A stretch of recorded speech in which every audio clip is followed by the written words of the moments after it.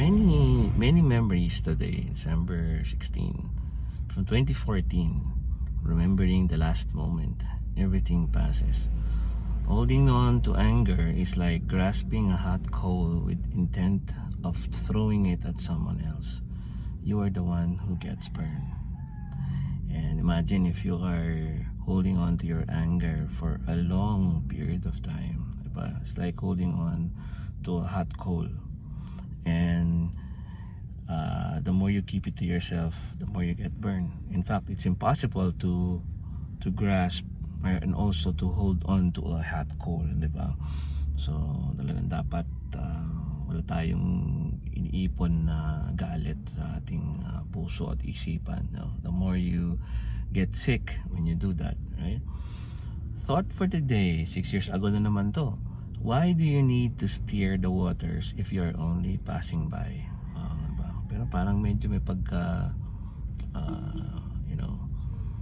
parang wala kang pakialam sa nangyayari sa paligid mo. Pero hindi ganun yung intention dito eh. Yung steering the waters is yung bang ginugulo mo yung paligid, no? In a way, talaga namang sinashape mo yung nangyayari sa paligid mo, no? Pero ang gusto ko lang sabihin dito is that not to the point of forgetting na no matter how hard you do or how hard you put your efforts into it, you're all just passing by, and everything that goes on around you here is just temporary thing. Not that they are all temporary, we are all temporary, and you are also temporary with respect to the place itself, diba? So parang ganun yung idea nito eh. And this is like the longer one. I think this is the meat of the presentation today, or the video today. I have come to realize, and this is to contest the low grades my journalism teacher gave me, that indeed, as I've written when I was just 14, the single most cruel mistake every woman or man commits is the belief that something is forever, that something or someone goes on forever and forever without end. The very nature of this physical universe, the material and hence corruptible universe, points to that end. We should not hold on to anyone or anything as if we will have it or them for many years.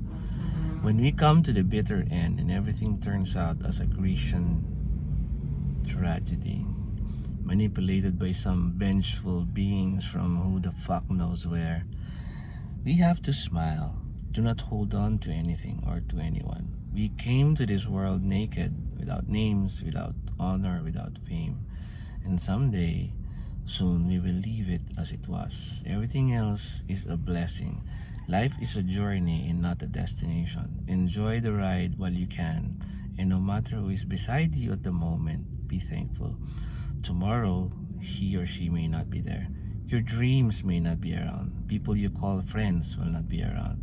But if you become true to yourself and you stay whole, you will always be happy. You will always be around. I mean, with respect to yourself. Or at least contented. Everything else is vain and a beating on the wind. That, Miss Cadorna, is not being submissive. That is harsh reality.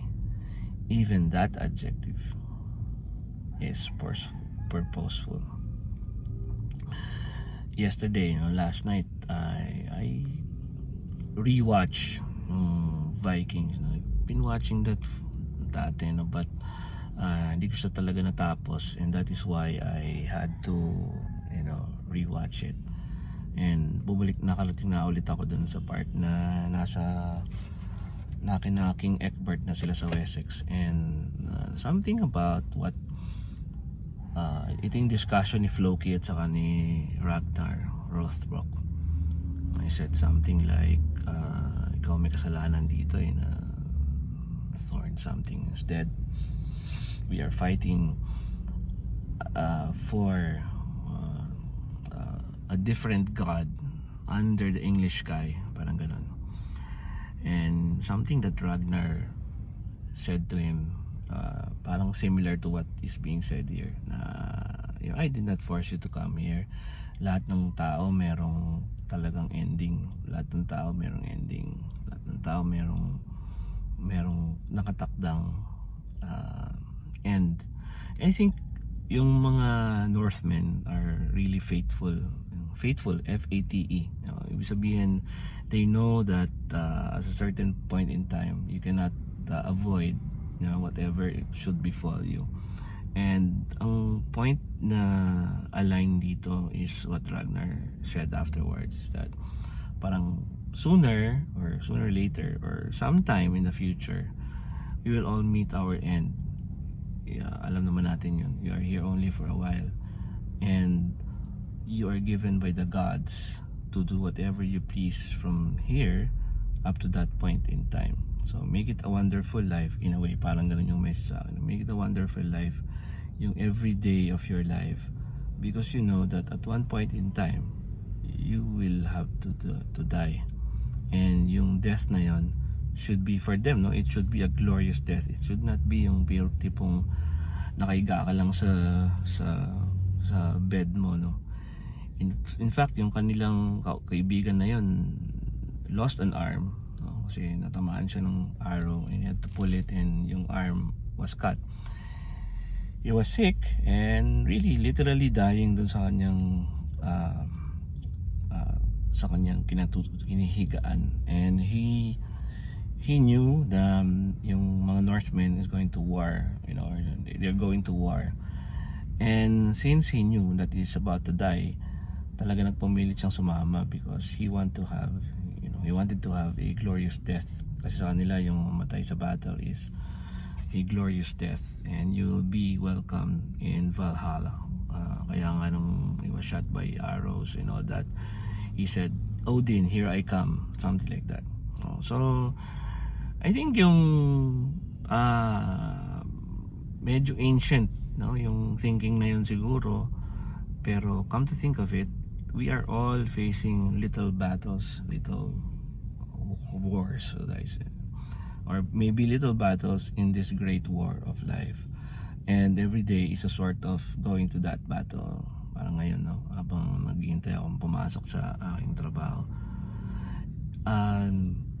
we are also given, sabi nga ni Ragnar, we are given just an allocated time in this life, and you are free to do whatever you want to do in that span of life. Make sure that it's a good life, and then in the end, make sure you embrace whatever is at the end, death, with a kind of readiness, so that you can really say to whoever the fuck is out there, Odin, Loki, whoever, Jesus, Gautama Buddha, or Siddhartha, or Brahman, literally, or whoever these Nephilim or